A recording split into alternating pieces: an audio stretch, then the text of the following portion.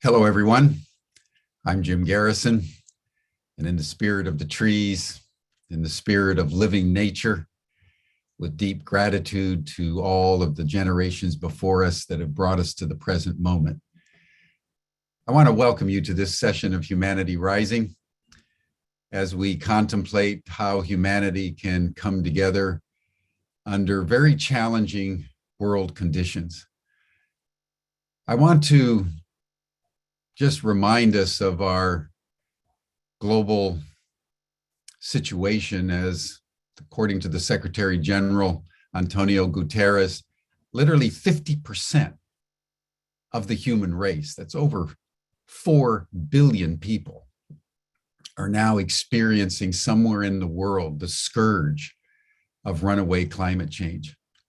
It was announced today in the United States that over 100 million Americans today are experiencing temperatures over 40 degrees centigrade and are in some kind of a climate temperature challenge. Europe, you've been seeing the headlines, wildfires in Spain and Portugal and France and Greece, record heat waves in Great Britain, in India, in China, in West Africa and East Africa, where the heat and the drought has been so severe. There's the specter of famine for millions of people.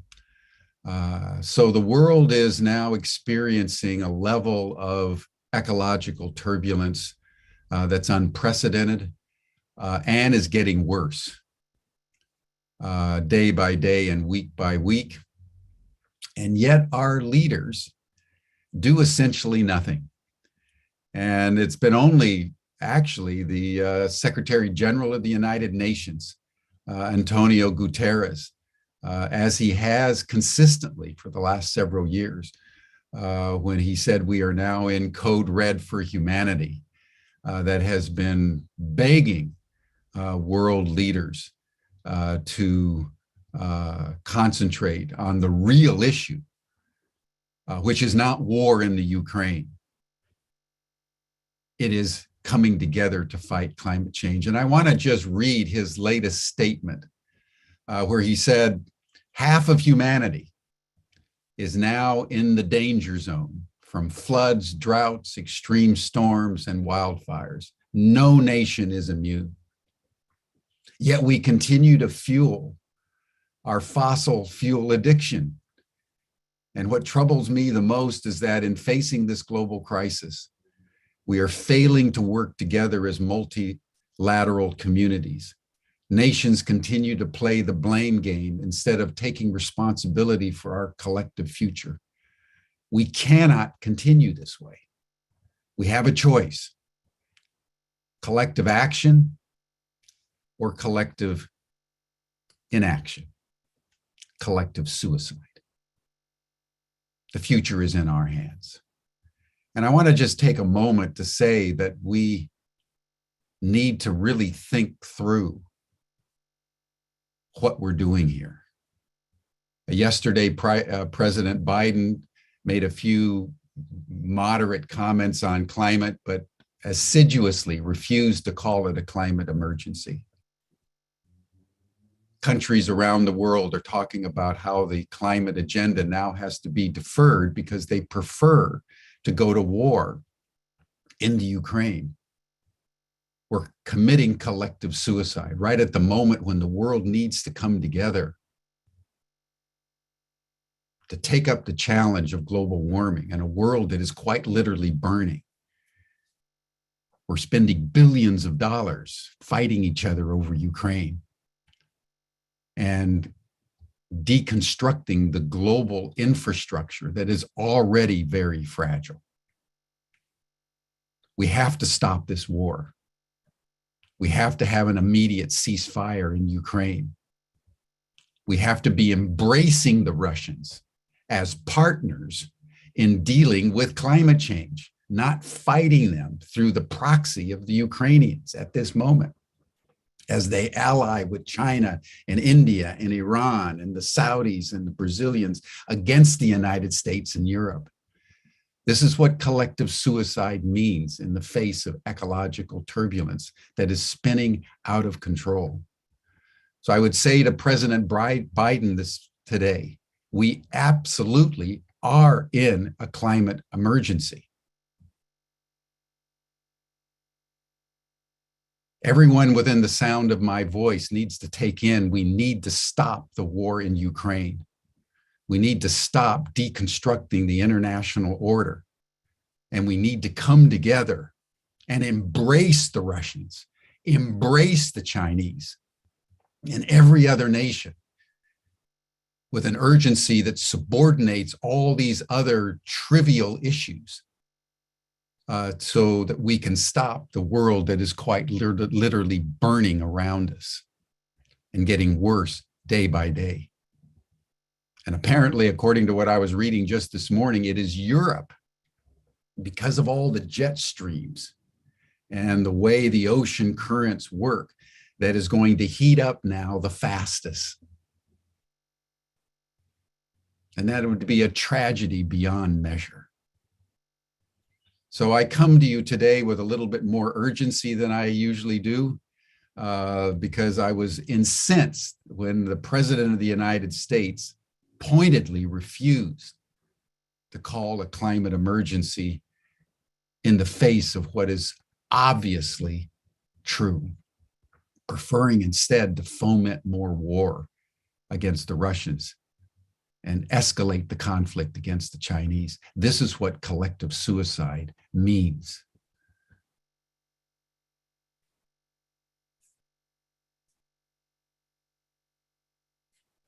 In this spirit, understanding that our governments are not taking the actions that are required, the question is, how do we, the people of the world, come together?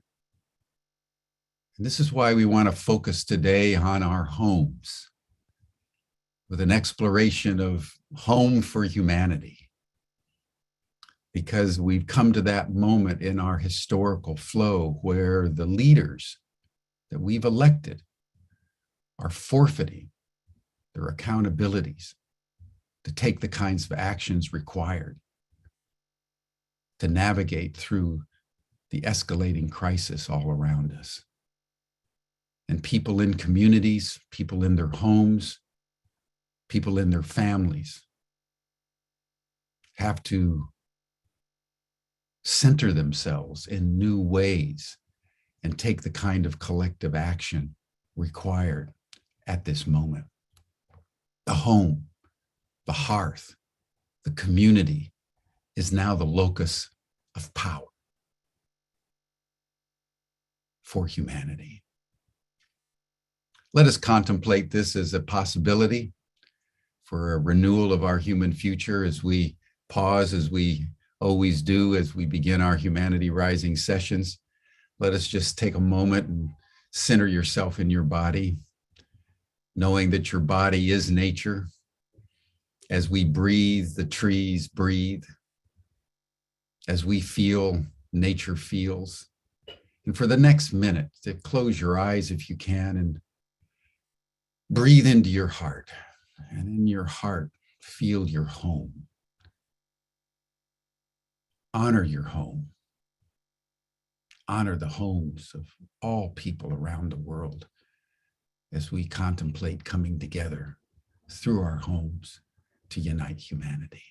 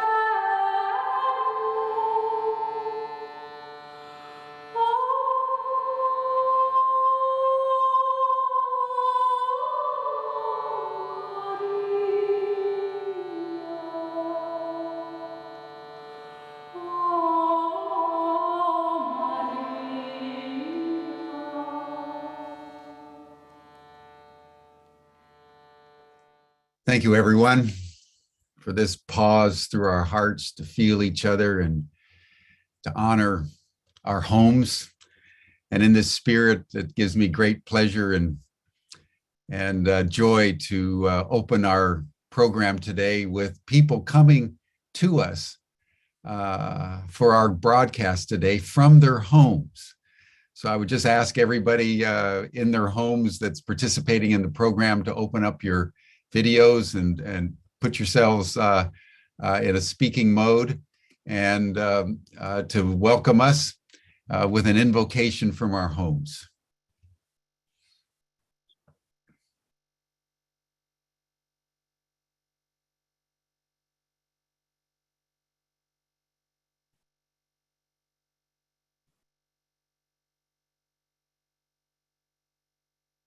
Welcome, and I turn the program over to you.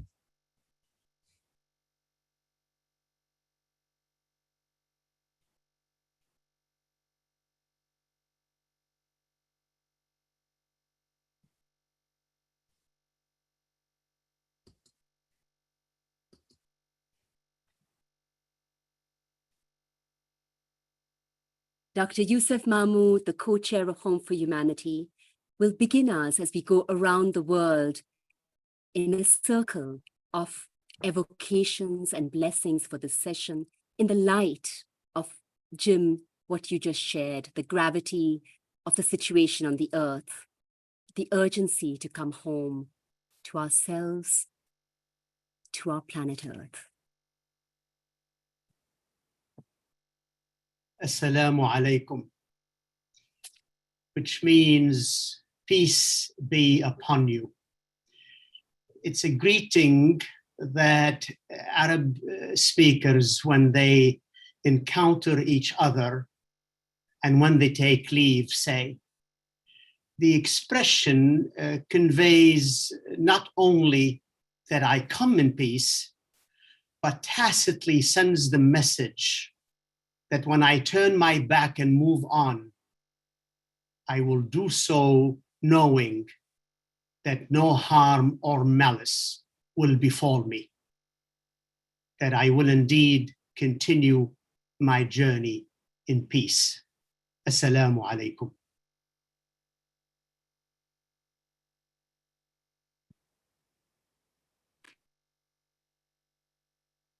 And we traveled to India, to the home of Sujata Kandekar, the founder of Koro, the Women's Federation. Yeah, I'm Sujata from Mumbai, India. And I go by the Buddhist teaching, Atadipa Bhava, which means enlighten yourself, be your own light.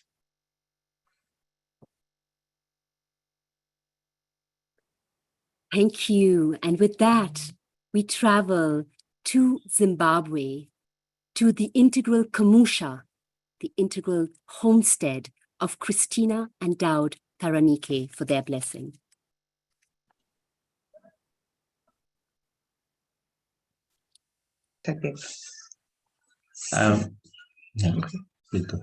Salmonani Sietule, that's welcome for you. That is in one of the local languages in Zimbabwe, indigenous languages, which is Ndebele, being spoken in Matebele land.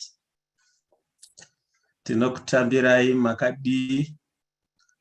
Welcome to our home, our integral home in Zimbabwe. And it's a great pleasure for us to be here today and seeing the bigger Earth family, the home, growing. Thank you, Christina and Dowd. And from Zimbabwe, we travel all the way through the African continent to Egypt, meeting Dr. Maximilian Abulesh-Bös, Chief Sustainability Officer of SECEM. Salam alaikum, herzlich willkommen. I am representing Egypt from the midst of the desert, and I will share a morning circle mantra that we have all together every morning here in Egypt, and I will share the English translation in the chat. Atago fil gamal,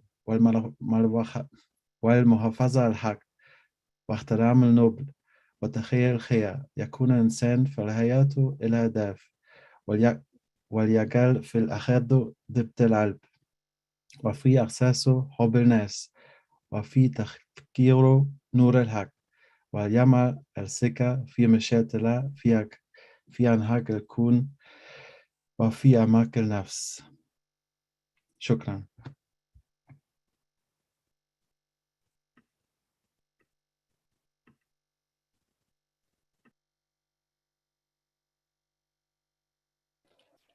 Shukran Jaziran, Max. I am Rama Mani, the co-founder with Alexander Schiefer of the Home for Humanity movement.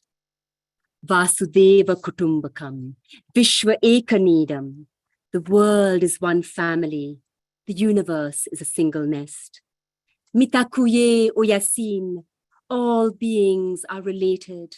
All that crawls and hops and flies and walks belong to one family. Ubuntu, I exist because you exist. I do not exist without you. Da dirri, da dirri. Be still, sit in nature, listen, contemplate, and know that everything is part of one whole. Now is the time to remember what we have always known. Now is the time to build together a home for humanity, for the indivisible life on planet Earth.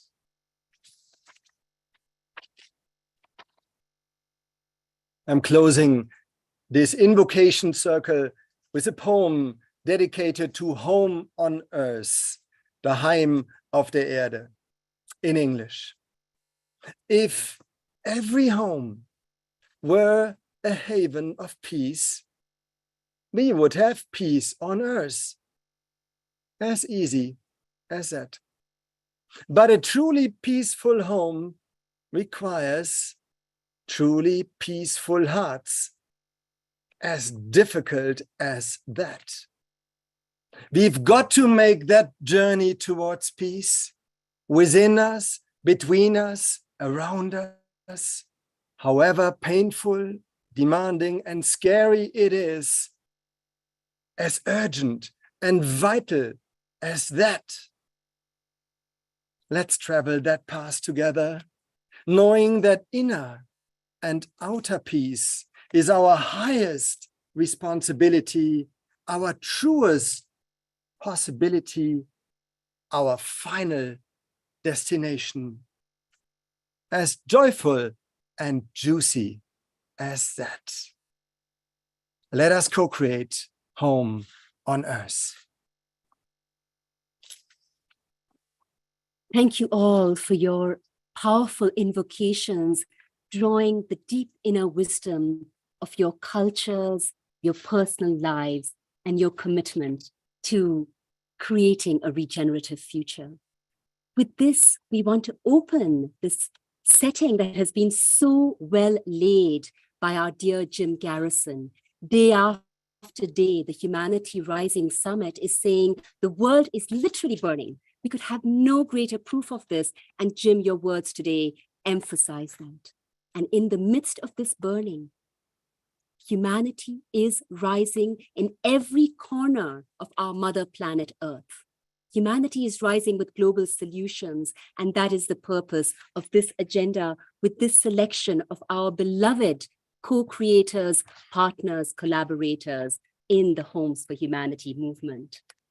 And as humanity is rising around the world, across all continents, we invite you to this session on the power of homes to pioneer planetary regeneration. Because we know that we as humanity can still, even now as the fires burn, co-create home on Earth. Why? Because our homes hold power. Yes, our homes hold power, simple as that. Our homes are latent launchpads for the urgently required civilisational renewal on our home planet Earth. in this, what we call an Earth Agora, a gathering place of Earth citizens committed to the future, we are inviting every single one of you into the story of Home for Humanity, because it is our common story of every single one of us, because as individuals, as homes, as initiatives, organizations, movements, as cultures in all our diversity, each one is essential for building our regenerative future. And friends and colleagues from across the world, in these coming hours, you will hear the stories, the struggles and successes of some of the path-breaking founders and drivers of exemplary Homes for Humanity across diverse cultures and sectors from all continents, showing that homes hold power. And you will see how, simply starting off from homes, they are spearheading human, ecological, cultural, educational, economic, and systemic renewal and transformation at the local level, the national level, and globally, right in the midst of all of our crises and despite the daily odds. And altogether, we are holding as Homes for Humanity an integral perspectives where we bring together a spiritual, an ecological, a cultural, an educational, and a systems change perspective, each one in his own or her own way and cultural context. Because what is the Home for Humanity movement? What are these Homes for Humanity? As you will hear here, some of them are organizations that have followed the founding impulse of an individual or a group of individuals or a family over decades, bringing a totally new, a crazy seeming idea, a pioneering paradigm shifting idea into fruition. Some of them have started off recently, some in tiny apartments, in refugee tents, in student dormitories, in the slums or favelas, wherever they happen to find themselves on our beautiful planet Earth, responding to the call of their inner home, the unique passion of their humanity, responding to the needs, the burning issues in their local culture and community through locally relevant cultural wisdom and innovative means to respond to the crisis, and always keeping in mind that while fulfilling their personal passion and the need of their cultural context and community, they were devoted to serving our Earth home, recognizing our interconnectedness. And over the years, continuously new individuals, new homes, new movements, new initiatives and organizations joined in and continue to join in. We are building together an ever-expanding, interconnected, mutually supportive ecosystems of Homes for Humanity, making our contribution to contribute to embody a new paradigm of regeneration and care for our planet and of each other. Mm.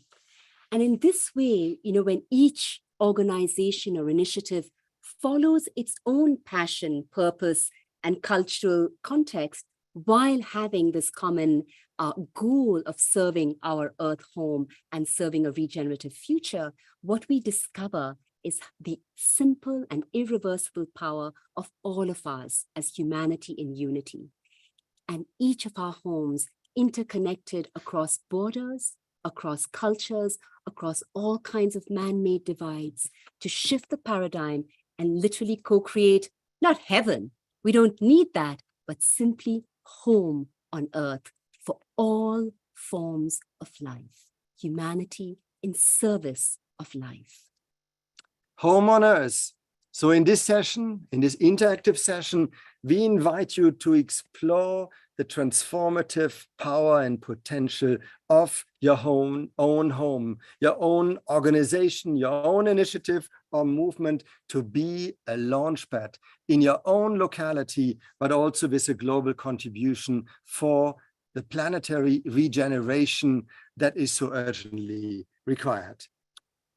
And as we invite you to engage in the Homes for Humanity journey, once you've heard our partners, and also heard mention of the many other homes around the world, we join hands to transform this deeply divided, seriously endangered world we now live in into an inclusive, regenerative, peaceful, joyful home on earth for all life.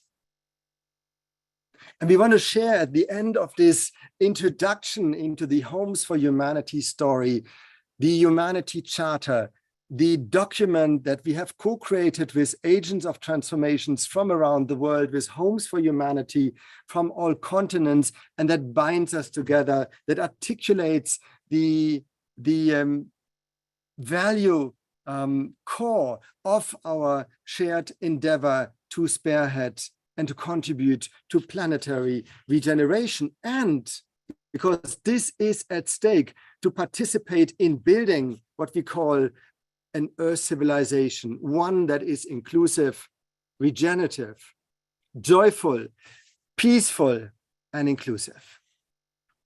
And with that, we are sharing the Humanity Charter with all of you. A collective vision for humanity to co-create a united home for the Earth family. Igniting humanity, we source our humanity in unity. The unity of all life is the source and sustenance of our humanity. Regenerating nature, we live together as an Earth community. The universe is a single family, and the earth is our shared and sacred home. Renewing culture, we nurture a culture of peace and integrity. A renewed culture of humanity emerges from our infinite diversity and innate unity. Transforming education, we cultivate the wisdom of life. Ancient, indigenous, and emerging knowledge affirms the paradigm of the interconnected wholeness of existence. Actualizing systems change, we pioneer a regenerative future. An inclusive Earth civilization rises from our conscious and courageous actions for a just and regenerative future for all beings. Embracing unity, we fulfill our humanity in unity. A world that's a true home for humanity celebrates the indivisible family of life. And with that brief introduction, we want to invite you to plunge, to travel with us continent to continent and hear from 3 of our collaborating Homes for Humanity, their stories, their journeys, their paradigm-shifting innovations. Travel to Zimbabwe, to the integral Komusha, and learn how a single integral homestead becomes a national role model for transforming rural impoverishment into sustainable livelihoods based on Ubuntu values. Over to you, Christina and Daud Taranike, the co-founders of Komusha.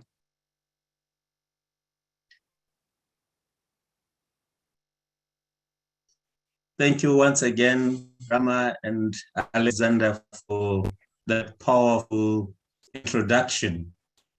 The story of the integral Komusha, as you have rightly put it, starts with the co-founders, Christina, my wife, and myself, as a desire to change the situation in our rural communities in Zimbabwe, where the majority of the people live. Statistics show that over 70% of the people in Zimbabwe live in rural communities. However, of this 70% of the population, more than a third, which is 30%, live in abject poverty. And that is not a sustainable situation where we can live and be at peace within our hearts. And our heart's desire and inspiration is to transform from a place of poverty to a place of prosperity, what we call the P2P in our thinking.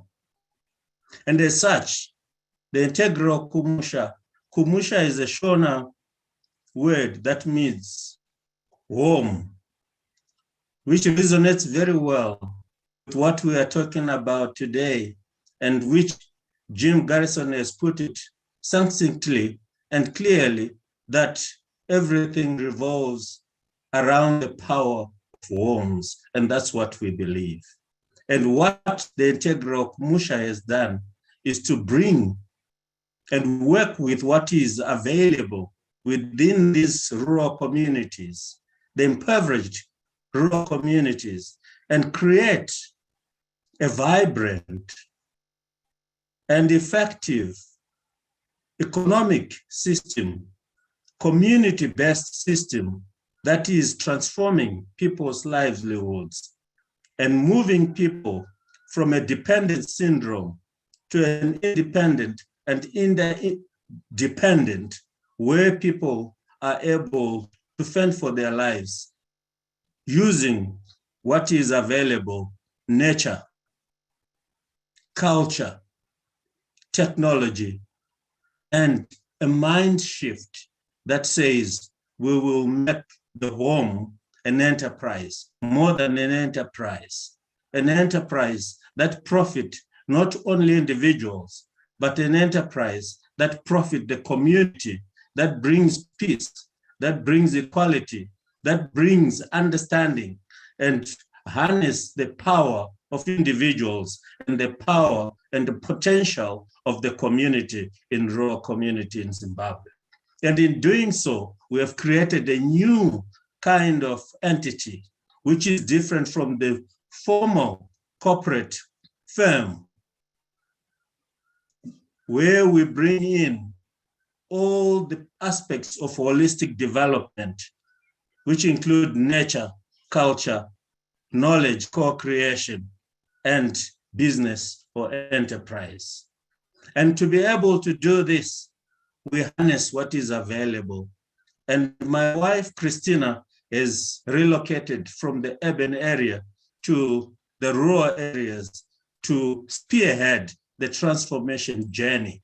And she will share with us the projects and the activities that she has been involved and is still involved in transforming these rural communities into vibrant economic zones that are now starting to contribute towards our socioeconomic development and growth.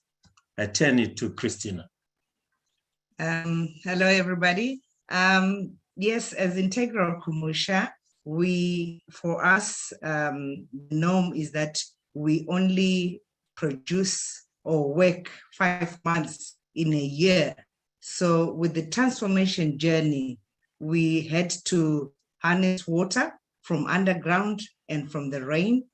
So we have constructed a water tank, which is 400,000 liters capacity. This will now help us to do our cropping. Our main activity here is more based on the farming. So we needed the water so that we do production the whole year instead of just waiting 5 months. So with that in mind, we have communities that we co-create and we work together in these fields. We have projects that are running on. We have the crop farming. We have the apiculture, that's the beekeeping. We have the vermiculture, where we are regenerating our soils because we've been using synthetic fertilizers and the chemical fertilizers. And now we are saying the chemical fertilizers are not good for our health and for our soil. So we are working together with communities to produce our own manure, which we now put the earthworms to enrich the soil so that our soils can be regenerated. And also we go healthy eating. where we do organic farming. We are also doing the GOT project, which we have involved the women and youth, and also the men have come in. This is a project where we are self-funding, and we are now removing the mind that donors are the only people who can give us things to start on projects. But we said for us to have the ownership, we have to have our own funding, where each individual save money. I take them through the financials, where we say, look, this is how you save your money, and you save a little bit towards that program. So we contribute money, each person, and a month, we started off as 8 people. Now we are 30 people. 3 are youth and 4 are men, and the rest are women. And why more on the women is because the woman is the home in Zimbabwe, and the woman is the custodian of the culture and all that happens in the home. So with that, each woman, as we started in January, each woman and each person has got 3 goats. And our target is that at the end of the year, each person will have 9 goats. And then we are also saying to ourselves,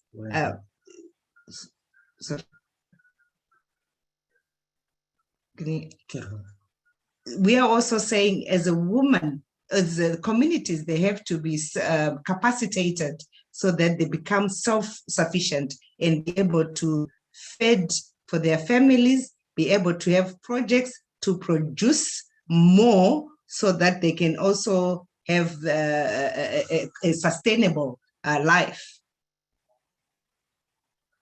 Indeed, sustainability and self-sufficiency are the cornerstones of the integral home.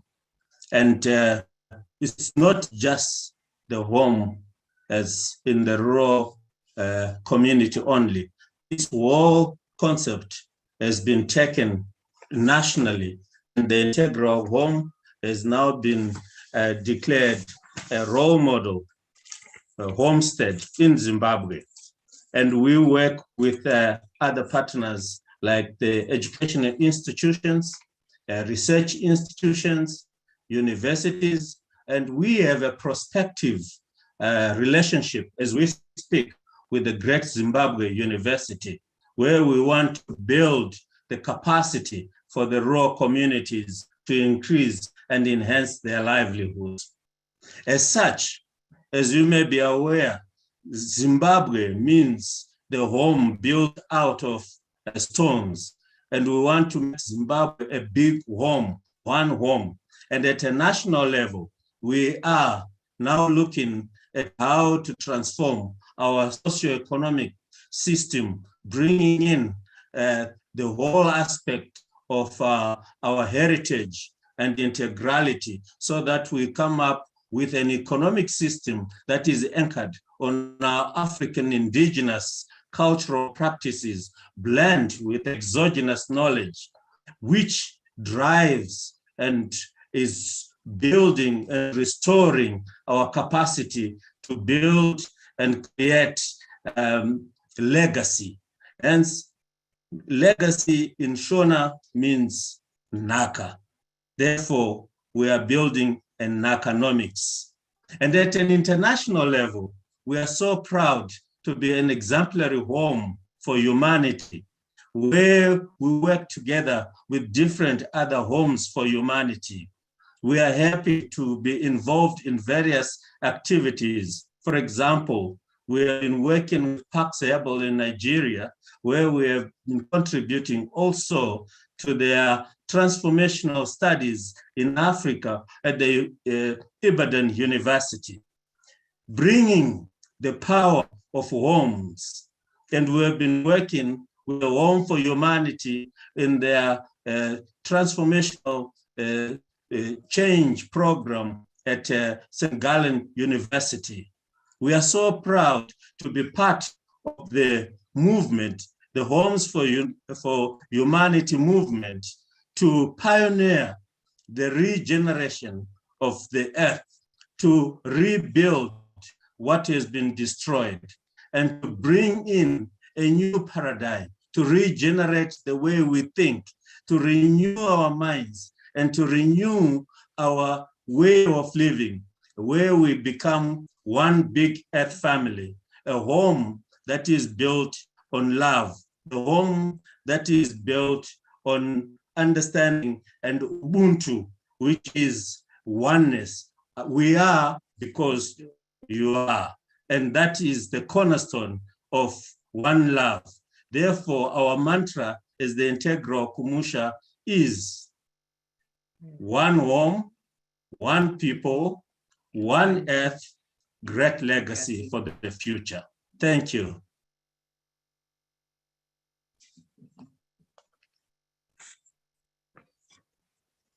Thank you, thank you, thank you. One homestead that leads to becoming a national role model, as well as a symbol of what we can do for our earth home. Let us all just take a brief moment before we zoom up the beautiful African continent to the very top to just write down, some of you have already done so, what moves you in what you've heard from Christina and Dowd? What strikes you of the possibility and power of homes? So take us a moment, and we would love to hear on this, to see on the chat what strikes you about their inner humanity, about their Kumusha homestead, and their contribution to our earth home. And as you are typing, we move up. We move up all the way to Egypt. And there you meet Shechem, which started 40 years ago as a simple family home in the middle of the Egyptian desert. And now is a driver for an economy of love. We are happy to have Max with us, who is part of the Abulesh family, driving now over 4 generations this amazing miracle in the desert. Max, please. Thank you very much. I'm so blessed and happy to participate in this Earth Agora, in this, calling out for a new story for humanity. And it was very moving to hear our invocation in the beginning. And I take you now to the journey also back to the 1980s, when Ibrahim Abulesh, my grandfather, started to found a new impulse for sustainable development in Egypt. And believe it or not, back in the days, we also had the crisis on the horizon, growing population and an educational crisis, food insecurity, and foremost also an agricultural shock, because since millennia, Egypt was building on the natural rhythm of the Nile. And we all know that the Nile Dam that was built for energy was cutting this natural rhythm that gave natural fertility on an annual basis to the farmers. So suddenly, the whole country became quite quickly addicted to a kind of conventional and chemical protocol for agriculture, still living on the heritage of a very fertile soil. But what do you do if you have a growing population and all this pressure, and only 6% of the land is arable, and people are living only on 6% of the land? You have to think about going into the desert. And this was a kind of inner call in the heart of Ibrahim Abulesh, who took his family and his home that he has built in Europe, where he merged the Occident and Orient inside his heart, where he combined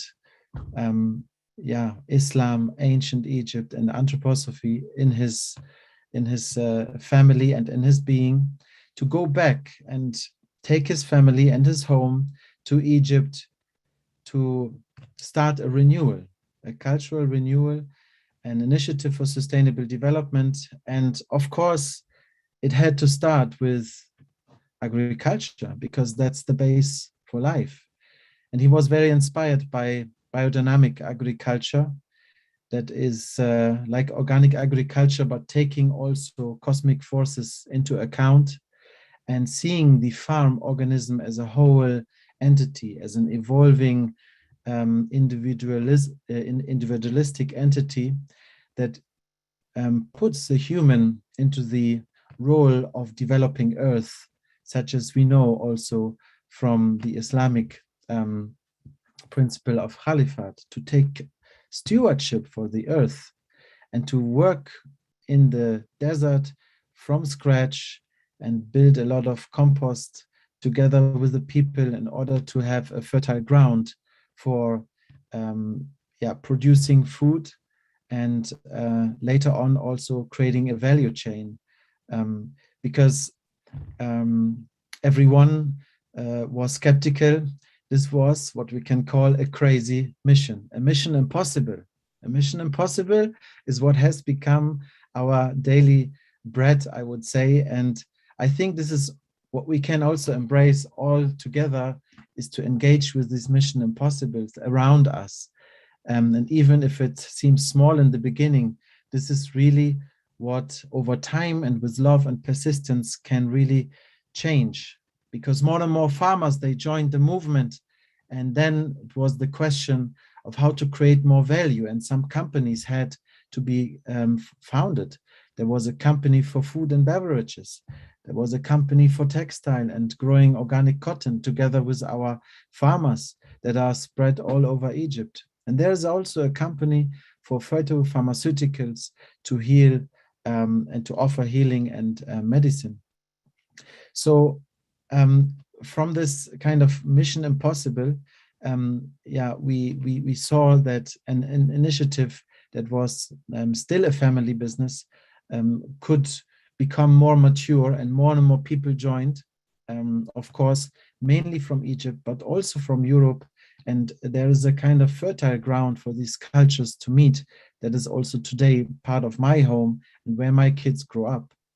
And what do you do if you have kids in the desert?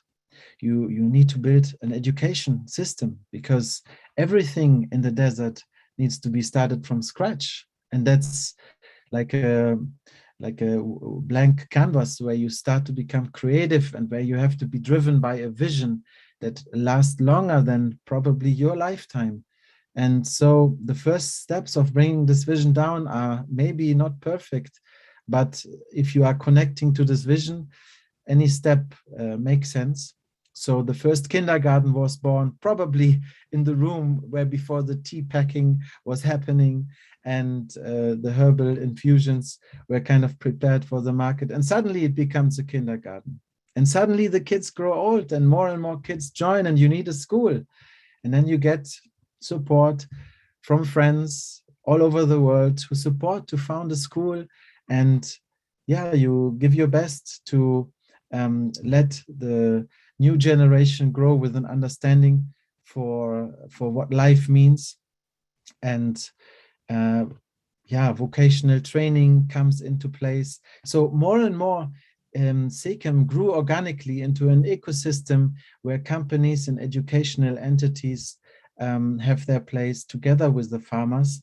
And this was what we call our fourfold vision: the ecological life, the cultural life, and the economic life, and the societal life, where it's about the relationships.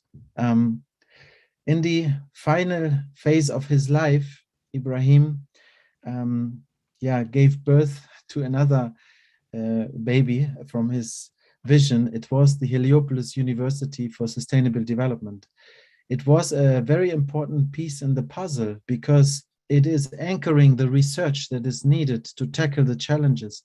It is anchoring and offering services to more and more, today even over 3,000 students. And what we do is we bring the students out to the challenges at our desert farms and out to the companies and out to the 13 villages around us, so they can experience how these challenges look today and how you can engage with community and offer services to transform around us the systems. And one of the most important systems to transform is, of course, our economic systems. So together with our partners that are maybe often in the market and have a connection to the consumers, from this side right to the farmers, there's a value chain, and we have to put something else at the center, not the profit, but the solidarity among an association of partners that takes care for development. And so we decided to call it Iqtisad al-Mahabba, which means economy of love. And this economy of love is something that in today's world, you can even, put a standard behind and measure it and make it transparent in order that the consumer can take an informed choice. Because we believe that if the consumer knows what is behind the product, what impact the product can make, that this will lead to the most, let's say, powerful shift in today's society. And I want to, end up with a final note on our vision for 2057, which came into being when Ibrahim left us in 2017. As a community, with all our employees and all our community members, we came together and we said, how will the next 40 years look like? And we have come up with our own setting of sustainable development goals. We call them the SECAM Vision Goals, and they envision in all the 4 spheres of life that in all Egypt there will be a transformation. And we want to be an inspiration and a lighthouse for solutions to be upscaled. And I want to refer to the kind of leadership crisis we have nowadays. Where are our politicians? In this year we have COP27, this kind of climate conference happening in Egypt. And we all know that sometimes you cannot expect too much on the political arena. But what we want to do is we want to position the farmers as the climate heroes of today's world, because what an ecological sound approach to agriculture does, it is contributing a solution to climate change. It is taking biodiversity up, it is removing carbon from the atmosphere. And if you're using renewable energy and doing a lot of compost, you can generate a lot of additional income streams that would benefit the farmers. And hence we are seeing right in front of our eyes an incredible transition where suddenly the organic farmers can be as competitive and as pricey as the conventionals, but with more income and more benefits for society and for nature.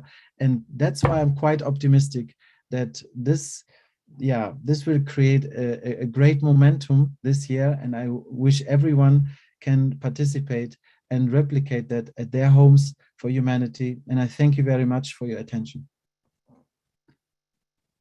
Dear Maximilian, thank you for this immensely eloquent exploration of SECAM growing from a simple family home to an economy of love and now a driver for climate change. This was fantastic. And I want to add that SECAM over the years was awarded multiple awards, among them the Right Livelihood Award, the Alternative Nobel Prize, and the Business for Peace Prize. Let's take a moment, friends, once again, to hold on, to go inside, to let Max's powerful story, the story of SECAM,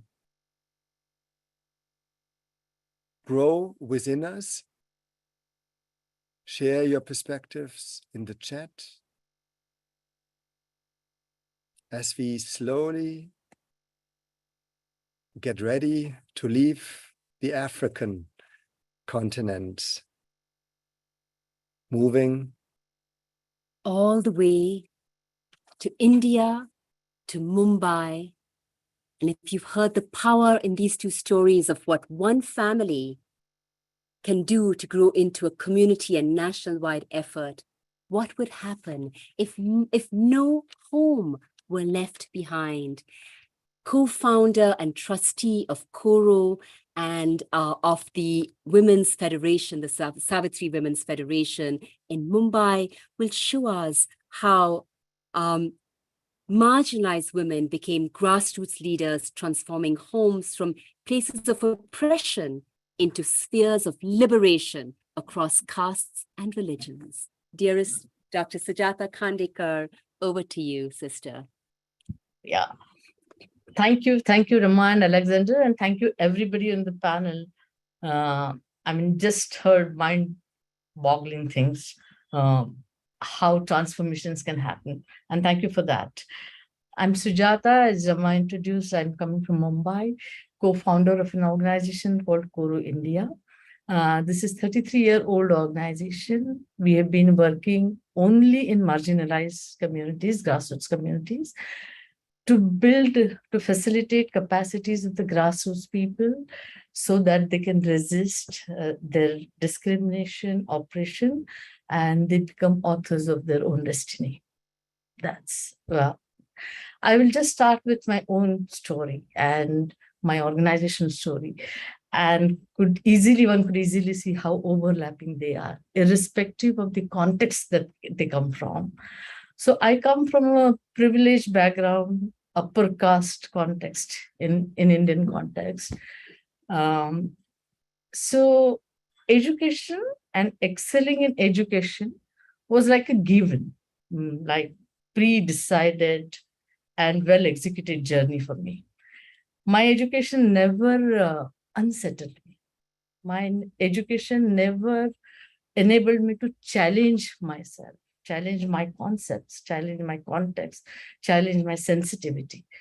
In fact, on the contrary, it always gave me a tool to climb up the ladder of material pleasures, job, money, dignity, respect, and of course, powerful social networks. And my social immersion actually started by interacting with people, and especially women in low-income communities of Mumbai, who have been excluded from education, who were really living in a very abject poverty, living in inhuman conditions. And the contradictions in this journey, I was interacting with a completely different context that I was brought in from.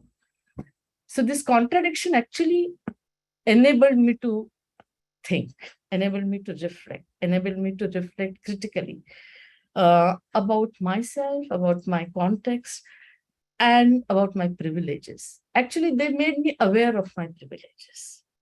And I think that's a very hopeful position to be in, because then you understand why everybody is at different point in the journey.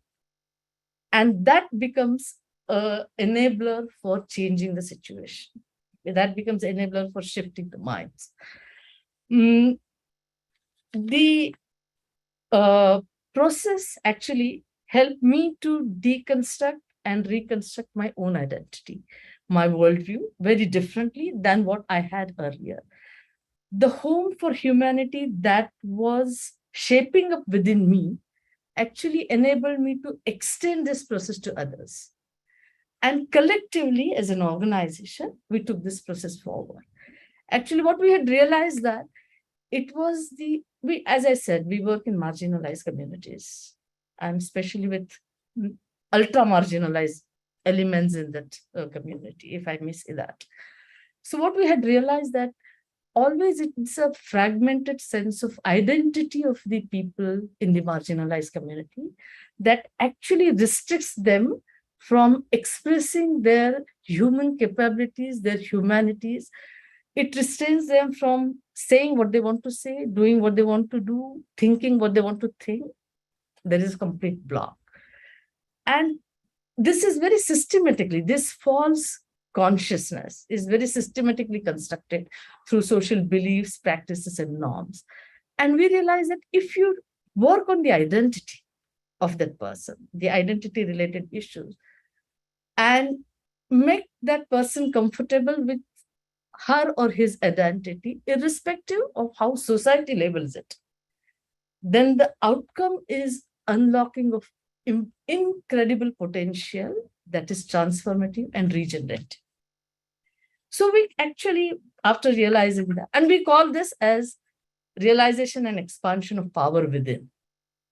So once the person realizes what lies within me, then, and another observation was women who were really realizing their power and trying to do collectively something, actually that transformation from I to we was seamless. I mean, it didn't remain confined only to themselves. It got extended further. The way I tried to extend it further, it got extended further in the community. And we all are trying to change our communities, trying to make deep impact in that. So expansion of power within automatically leads to power with, we thought. Power with is working with peers, working with collectives, and trying to make deeper changes. So power within plus power with leads to power to change the oppressive structures, power to change the inequalities, the inequitable growth that we are seeing around. So, and that was the lesson. I'll just give you quickly two really short examples to underscore my point. One is our friend Mumtaj, my colleague and friend Mumtaj, who's also a very active member of Home for Humanity. So in 2000, she joined Koro for redressal of her marital violence, which was acute. And she's, after getting that addressed, she actually started with working with Koro. And in 2015, she was in BBC's list of 100 most influential women working on violence against women. I think that's the trajectory we see. And second example, this is about an individual growth and the collective, I would say, 27 of our leaders, we actually have very structured grassroots leadership development program. And 27 of our leaders were single women. When I say single, they were either unmarried, deserted, widows, divorcees. And when they completed this leadership course, actually they decided to address single women's issue and started to build their own organization. In the last 7.5 years, the organization has more than 19,000 plus members. And they're all working on cultural oppression of single women, the stigma around single women, their property rights, and the access to the welfare schemes that government has for single women. Just what is the learning? So my story comes from completely different spectrum of the society, which is completely contradictory to where I'm working, the context that I'm working with my friends. The learning is same though, like the person who has expanded, who has realized the power within, becomes himself or herself the home for humanity, for transformative and regenerative change. Thank you. My gosh, Sujata, I mean, working so intimately with Koro and the grassroots women leaders, there's so many other stories in there, and how you succinctly brought that all out was extraordinary. And to say that I, being also from Mumbai, and having struggled to find how we could transform the paradigm of power, of oppressive power in India and in our world, found the answer with the women of Koro and the Mahila Mandal, the Women's Federation. And I have to say that the greatest joy and power I felt is when I've worked with these women, heard their stories, and seen over the space of even a year how they've gone into transformation and been able to also enact and share these stories worldwide. Thank you. And again, we ask everyone here, take a moment to absorb the deep message of power within, power with each other, which gives us automatically the power to achieve what Max called mission impossible, the highest vision. And please share in the chat what has touched you the most, what new frontiers this has opened for you, what has inspired you.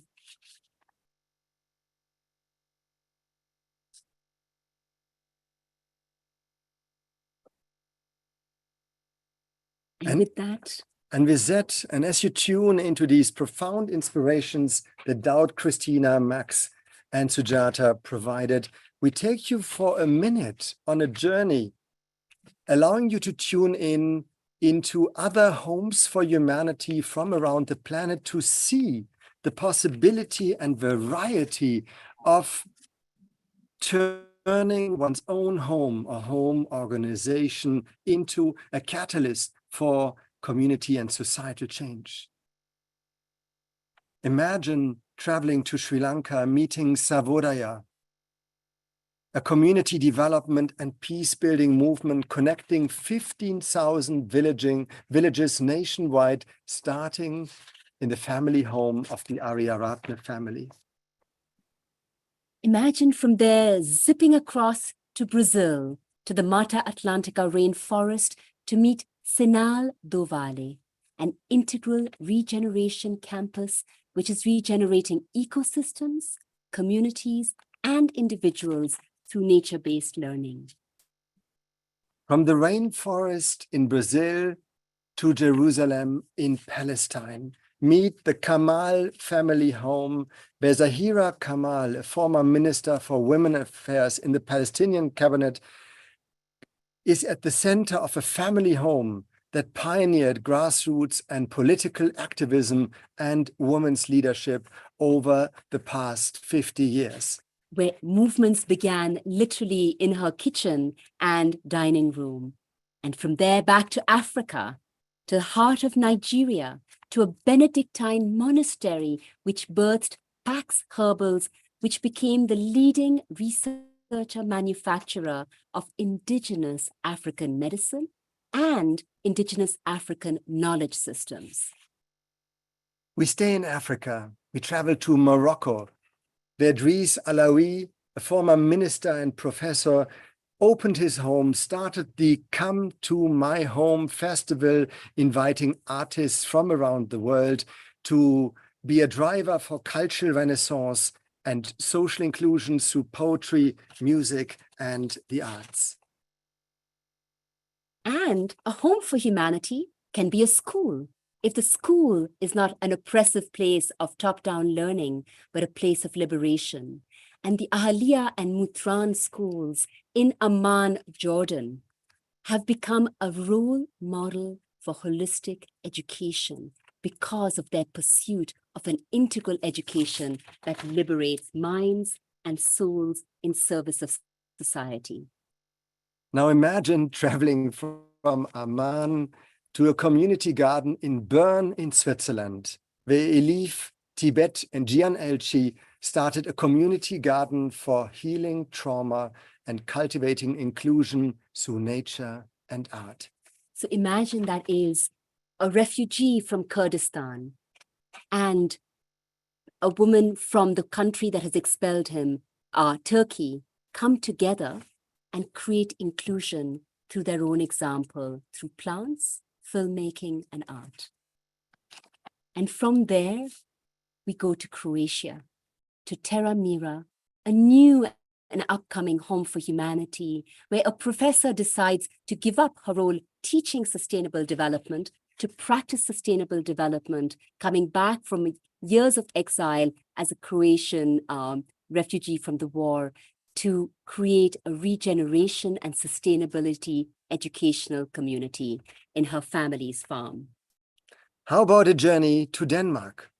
The Helen Eriksen, a leading leadership coach of Denmark, transformed her own home into the Eriksen Institute for Interconnectedness, hosting leaders from Denmark and abroad within a holographic well-being institute to transform self and organization.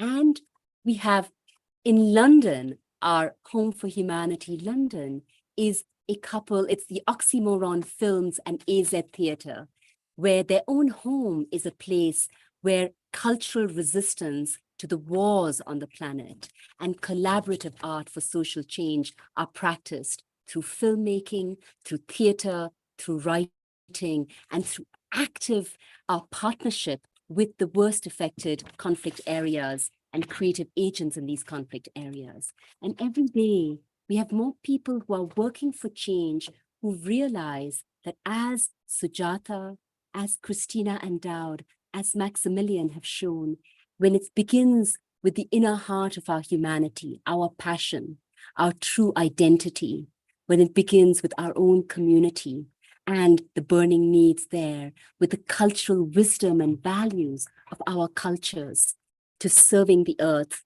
miracles are possible. It becomes, as Shannon said, a mission possible, and we can create home on earth. So what about us? Let us say a couple of words about our own home for humanity before we turn to our co-chair, Yusuf, to bring this narrative together. So our own home for humanity, or what we call the Integral Home Campus, is situated in rural France, where Rama and I are living. And both coming into this home place with a long life journey and a vision for societal change. On my side, an early dream to see a different kind of education on the planet, a different kind of educating the whole person, the whole society, so that education could become a driver to address the burning issues of our time, to drive climate change, to fight oppression of women and of marginalized people, and to become a seedbed for developing in each culture with a unique cultural voice the solutions holistically and integrally that we are needing, and a capacity, a seedbed also to become the whole human being that is calling us forth to become as we are growing as humanity. So Home for Humanity here in France has been founded, Rama, how many years ago? That's a difficult question. Maybe it always existed, and at some point we became aware that whereas much of our work was absorbed working with such extraordinary partners, pioneering change in all parts of the world like those you've met here, realizing how important the home was and realizing the transformative effect when we brought our own students and collaborators out of the classrooms, out of their conflict areas into our homes, and realizing that everyone who came here, whether it was Max, who's originally from Germany but has made Egypt his home, or Dowd, who's from Zimbabwe, everyone felt so at home. And once they were at home, they could release, as Sujata showed in her transformative work, their huge human potential. So we realized the power of homes, saw the impact in our own home and elsewhere, and began to create this movement.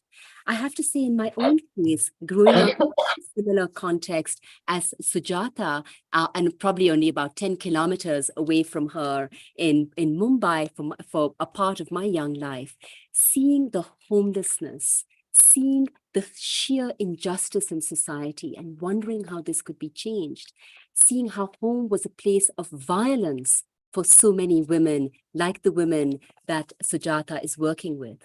And at the same time, seeing how in our own caste, for example, my own parents, who are Brahmins, could balance practicing what is valuable in the Hindu and Brahminical culture, the sense of unity with all life, but reject and transform what is negative, the caste system, and how our little family apartment became a hub where everyone, Muslims, Hindus, Christians, Jains, Sikhs, Buddhists of all castes would come, share festivals, share meals. It became a role model for me of what's possible for the earth.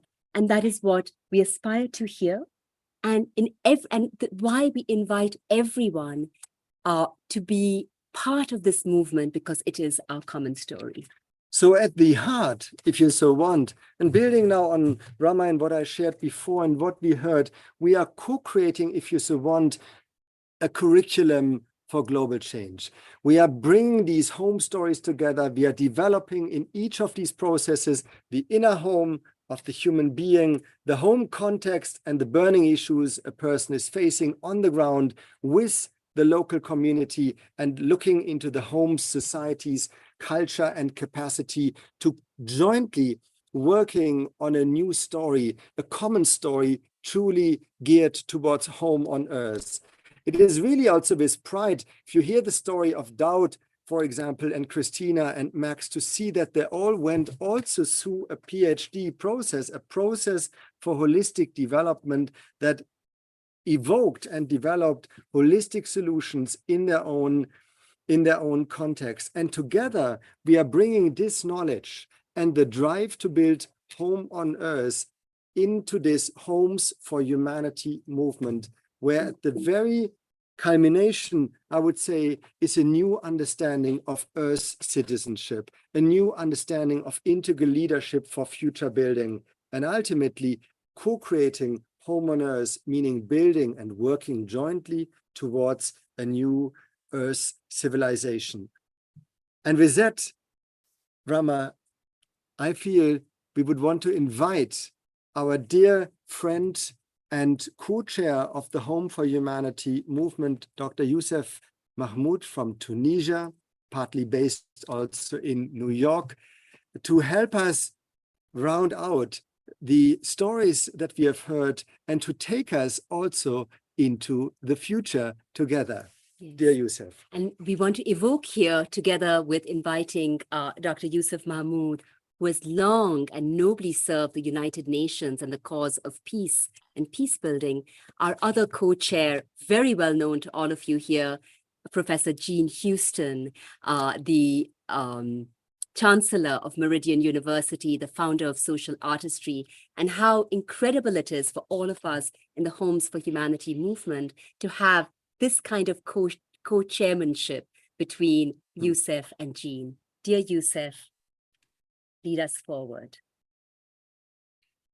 Thank you, Rama. Thank you very much. I am speechless after hearing all these wonderful stories. What I'm going to share with you is my story as a seeker who aspires one day to lay the foundations of a home for humanity in Tunisia. I come from a small town along the eastern coast of Tunisia. It was actually a village when I was growing up. In those days, finishing primary school, which I did against all odds, was feted as an exceptional event worth sacrificing roosters for. 3 decades later, with a PhD in hand and a couple of years in academia, I ended up, by accident rather than design, working for the United Nations for another 3 decades. I spent half of that period in places where violence and strife were the norm.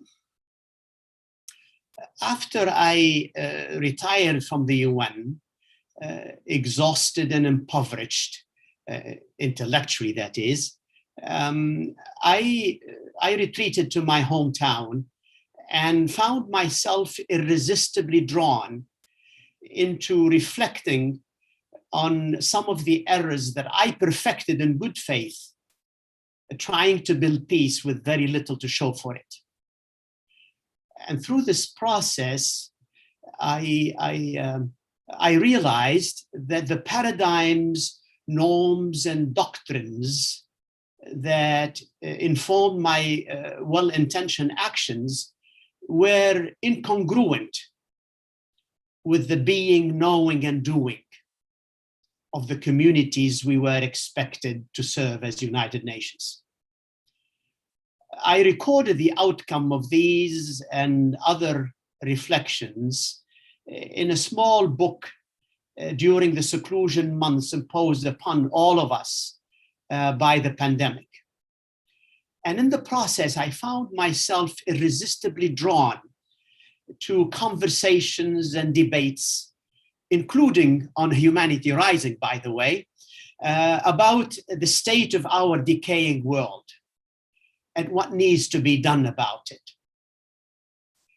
And I became increasingly aware of the critical importance of exercising integral leadership if we are to prevent falling in the precipice we dug for ourselves as humans.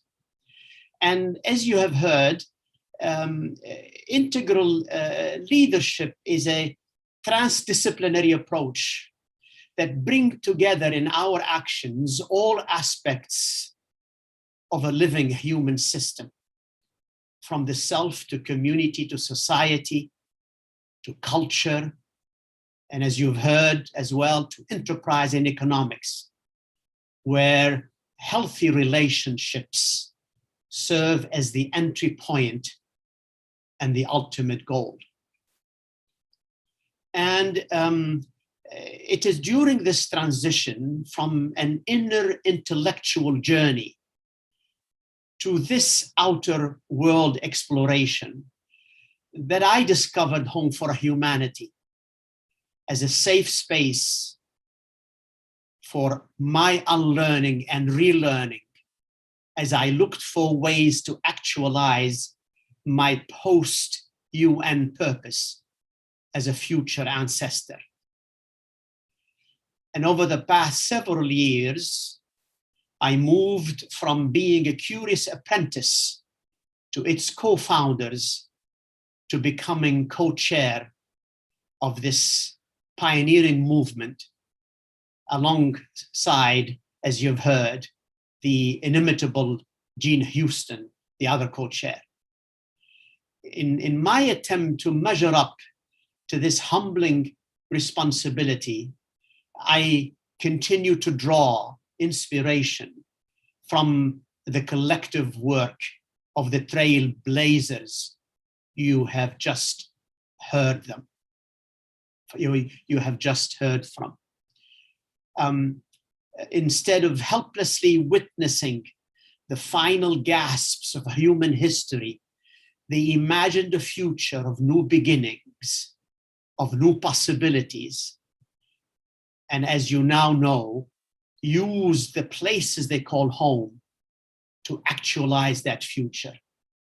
They leverage in exemplary ways their conscious integral leadership to contribute collectively to this emerging edifice we now call Home for Humanity.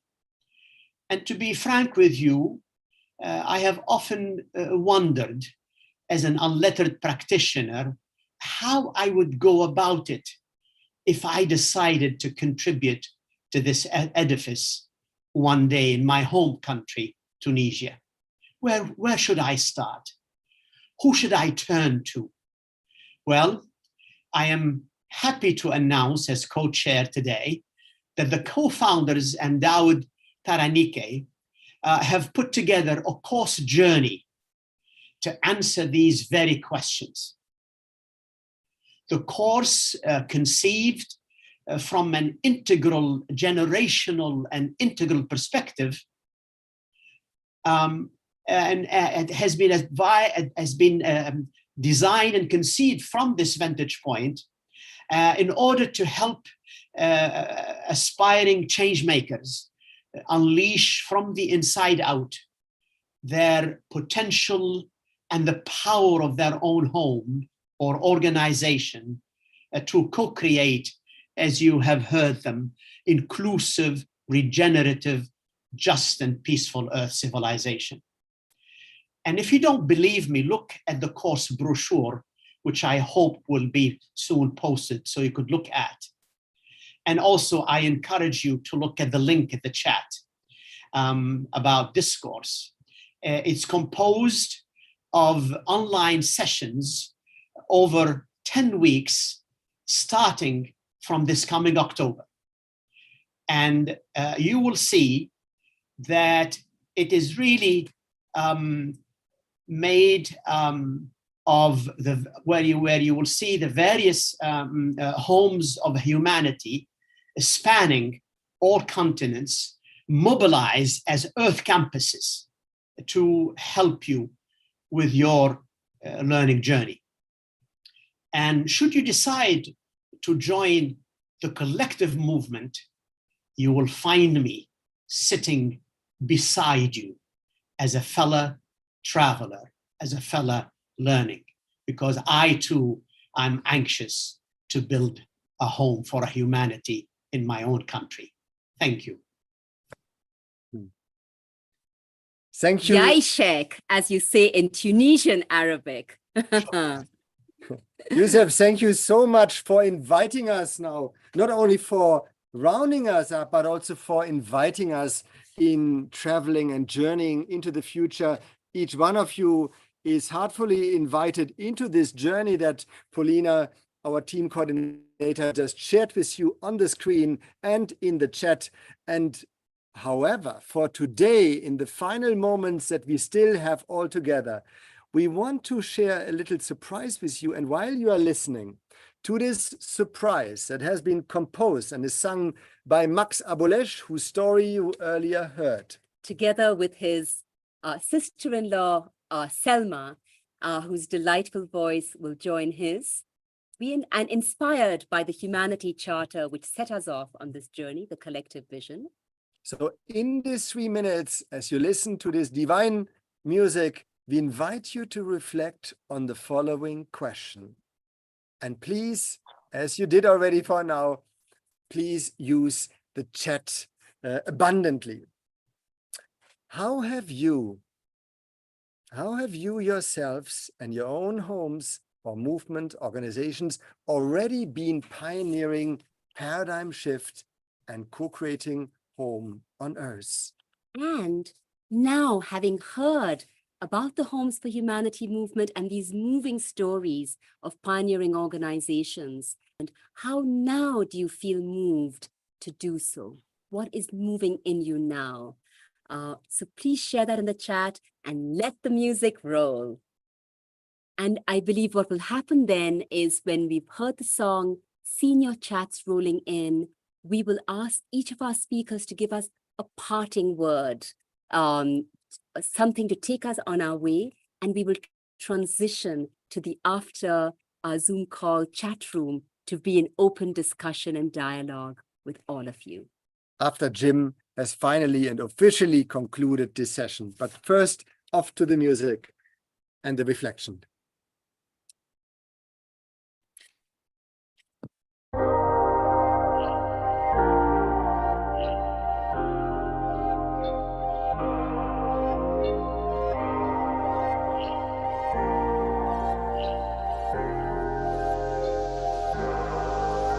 Our world is on fire and people are dying. What the hell is going on? When comes the enlightenment? Do we really want to wait until it's too late? Or should we live a life in grace and praise a new way, where we live together with nature as an earth community? We work together with our partners based on solidarity. In communion with the earth, we go deep to find healing from heart to heart. With respect, we show love for all beings. We integrate and hold space for spirituality. We discover and celebrate our originality. With our arts, we express dreams and stories from our tribes. In the end, we all want to live in peace as humankind. Starting with our own lives and our own homes, we strive to transform all our communities, all organizations and society, together building a home for humanity. Earth is our shed and our sacred home, the renewal of the culture of humanity arises from the infinite diversity, and together we all represent the unity. Ancient, indigenous, emerging knowledge validate the paradigm of our living. The earth is our shed and our sacred home, a world that is a true home for humanity. Home for humanity. Home for humanity. Home for humanity. Home for humanity. Home for humanity. We harvest the wisdom of nature and humanity. We liberate intelligence and knowledge collectively with systems that we redesign. We transform education so that our kids, when they grow up, will rebuild our nations. We take action and stand up for our right to give a vote. And when we buy products from an economy of love as citizens. From the earth, we steward planetary peace and don't give up until we build a home for the earth family. Starting with our own lives and our own homes, we strive to transform all our communities, all organizations and society, together building a home for humanity. Earth is our shared and our sacred home, the renewal of the culture of humanity, rises from the infinite diversity, and together we all represent the unity. Ancient, indigenous, emerging knowledge, validate the paradigm of our living. The earth is our shared and our sacred home, a world that is a true home for humanity, home for humanity, home for humanity, home for humanity, home for humanity, home for humanity.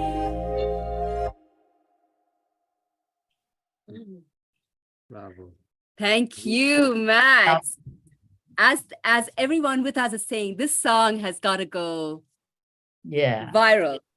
Thank you. Let's hear just one word of closing, of blessing, of wishes from all of you as we leave. Let's start with you, Max, and then move further. Maybe also reflecting on what has come in. And the song was written by Max, inspired by the charter, in answer to the questions in the chat. Max, you're still muted. Just a parting word from all of you to everyone in this session. Big thank you. That's all. Thank you. Thank you, Max. Sujata. Humbled, just humbled, and hopes have enhanced in exponential way. Thank you. Dhanyavad.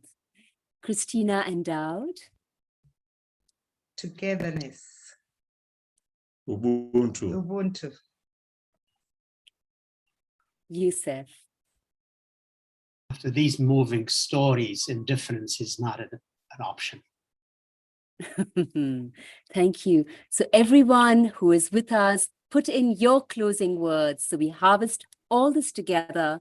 And with this, we hand back to dear Jim, the mastermind who manages day upon day to make Mission Impossible normal.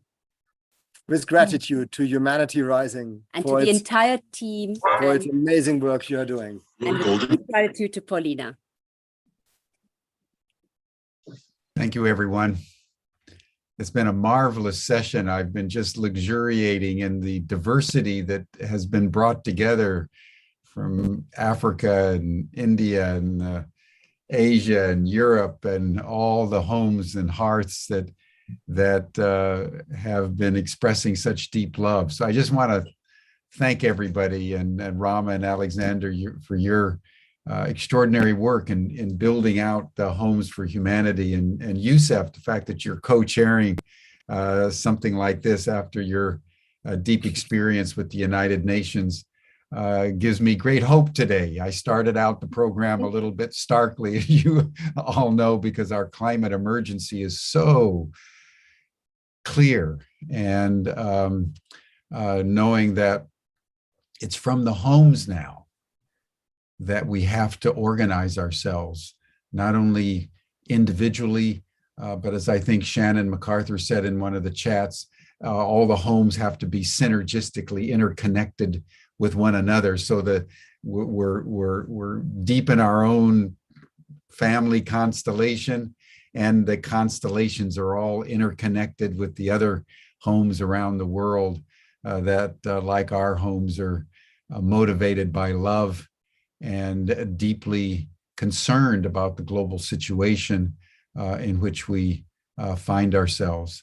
And it reminds me, just in closing, of the deep and ancient teachings out of China in Confucianism and Taoism, that if the king wants to govern the nation well, the king needs to start with his own family in his own home, and that the strength of a society, even if it's millions of people, radiates out of the home.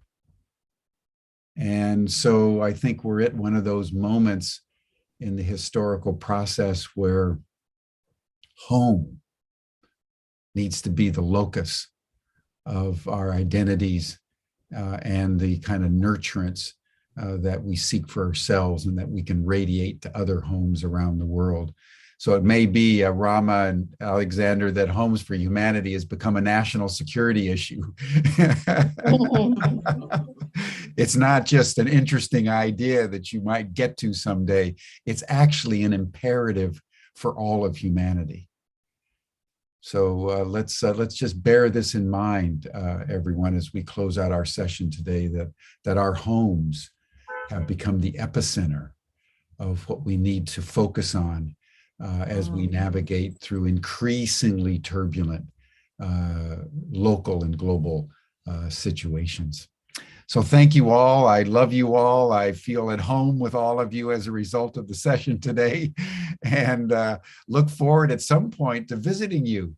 And if you ever get to the San Francisco Bay Area, come to San Anselmo, and our home is your home. And that's I think the beginning and the end, that all our homes belong to each other. So thank you, everyone. You'll see the link to the after chat session in the chat box. Please join us for the after chat session. And then tomorrow, it turns out tomorrow on the 22nd of July is the feast day of Mary Magdalene. And so we're going to be exploring the luxurious nurturance of the divine feminine tomorrow with a scholar from Holland, Anine van der Meer, who's just written a global bestseller on Mary Magdalene. So that's tomorrow. It's the feast day of Mary Magdalene. We'll talk a little bit about our pilgrimage to Chartres, but it's all about the home. Thank you, everyone. Bye for now.